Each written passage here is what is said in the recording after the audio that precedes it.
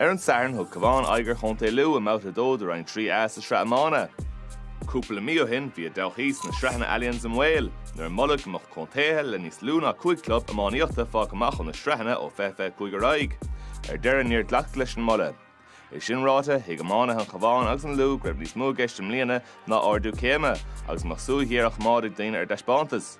The proposals that were made were done with the best intention, and that is to grow the club scene in Cavan and other such counties, and I hope that they do back their convictions and do support the clubs and support the growth of the clubs. To do it by pulling away the marquee team, the showpiece team in the county, pulling the senior hurlers away, I don't see how that ever would have been logical or made sense to it. You know, you have to look around now, there's loads of kids out in the park there, you know, the Cruddens, you know, that's the next generation, the Cavan hurlers are out there pucking about, and it's the same every game. So we're the draw that brings the kids out and keeps giving the kids something to aspire to. Tágan Thomas Leonard seachta lína lechúla náid Dermot Kearney don Gábhán. Jimmer Canis Maher le minúir Kilchunne, Gábhid an Naí, go Devon Ben captain, as tá Genzi faoi Eastford Norige caite ag Liam O'Brien.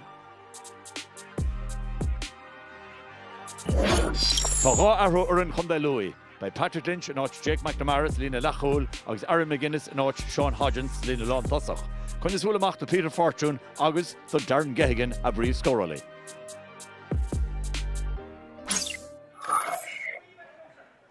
Martian, Green a time of an shot. For Kingston Breathnaigh. What's that? Liam O'Brien, an unseen shot.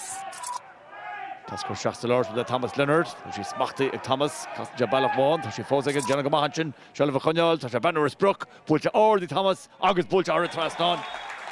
On score. Cavan Rash Keane. Martian a Buckschlasse. Bulta go hauling Darren Gehigan. Bulta go clúiche Darren Gehigan. Score alling her fad.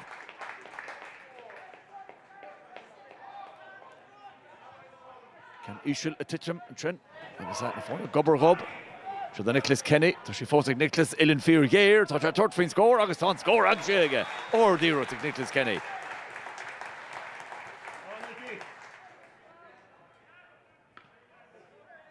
I'm sure go Jastinchin a Gehigan. Canton Butcher Shach, cool barra. Kishigan is near the Glanamach, Glantamach, Machador Lorna Parka. Fought to go fear alling a trend. Conor Murphy, or there's Conor Murphy, her a Traston.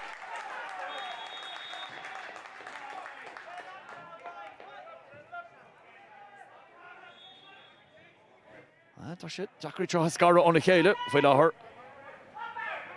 Jenny Conor. Bushy Shears, agus an Fotze ag Nicholas Kenny Rish. Pass Jazzy issue the shock, and Kenny Handy to the lawn toss up. Matthew Hines in it. Watching Matthew Hines, such a force to go read. The shot, Matthew Hines a goal. Hot hold and score. Anche ag Matthew Hines.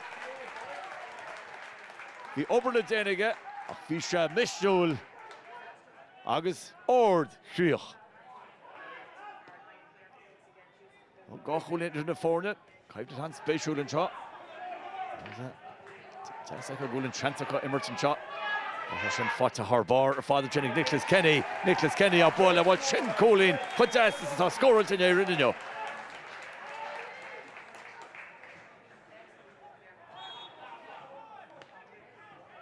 Not the Machadro Lorna Parka.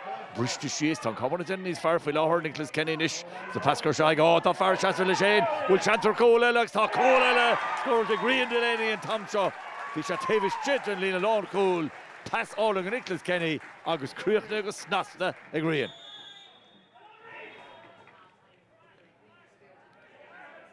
The scoring is a test of Honda Louis. Marta and Cowan a Torrance Low piece of bug. Macher Tiev. They've come from the Cavan and Kyle Rafferty. But to Mahiga, Kafadala, Peter Fortune. Peter is past Lava. Jassamach, so I break Jastin should go on with Fedlo Creekno. Rashka Peter Fortune reached 3 carry past Lava. Gentle Snasta Akan is shot and chance. David Stevenson, August Nach Jastin scored 4 nation. On score of Pod.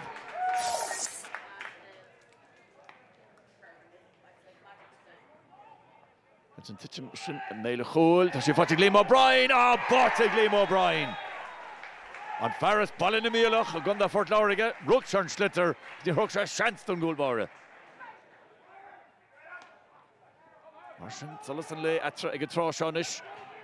From the Louis Cup score testal Gdóte. The Mark Moffat. Agus an can score Fonta Darren Gagan, Malashi Leshkel, Darren Gagan a Damsha.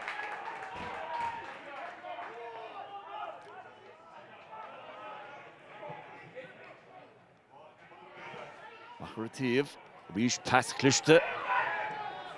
Garda Shachas, Tosha Focha Rish, Jack Barry. Jack Barry, oh, Tawa, Jentical Goal Barra, hard bar, Fad, Chin. Conor Clancy. We're in a Jack Barry, Gochford Cart, off the Clancy and Oniga.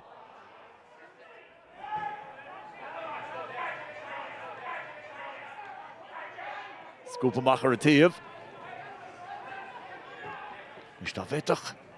On the Louis Coolall, Yorkshire Mishnachov, is Yorkshire Shamskog, what on Kanji Warshaw, well, to the third cart, Darren Gagan, Agus Ton Cool score also. Tira Gervisha, Taston, Leroy Ordestach, Vrishig Desto, Agus Runsha Gochford Cart.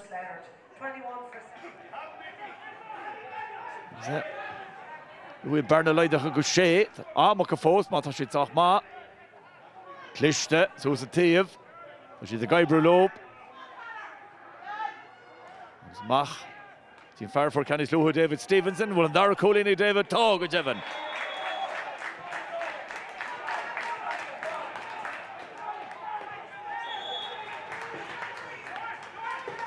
Machanish. Can hard Machadro Lorna Parka. Ah, Tasha Shin Foot, a hard bar of Fad. Jack McGuinness Acosta on Mo Dirach. Puckamach, Breathnaigh, Catahart, Horitrasnon.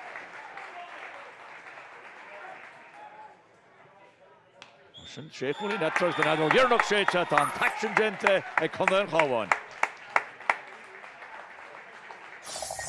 We could have been sitting in a nice position tonight in the league table had we got something from last week, you know, but we left it too late to go chasing.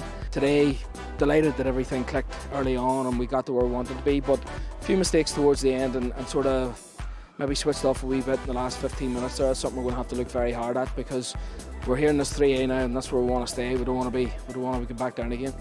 Tom Mannion, who works with us and does all the coaching, like, I mean, he's working on that, opening up space and runners off the shoulder, and it's a lot of very simple stuff, you know. We're not trying to recreate the wheel, but once they do get up a canter, you know, they're kind of hard to stop inside, so it was lovely to see it all coming off today. The work that's going on in some of the clubs is fantastic. Now, a few of the clubs are pulling from a lot of football clubs in the area, but you've got to admit, you know, you are in Cavan at the end of the day. Football is king, and hurling's just growing quietly in the background. You know, there's a real cult following here of this team.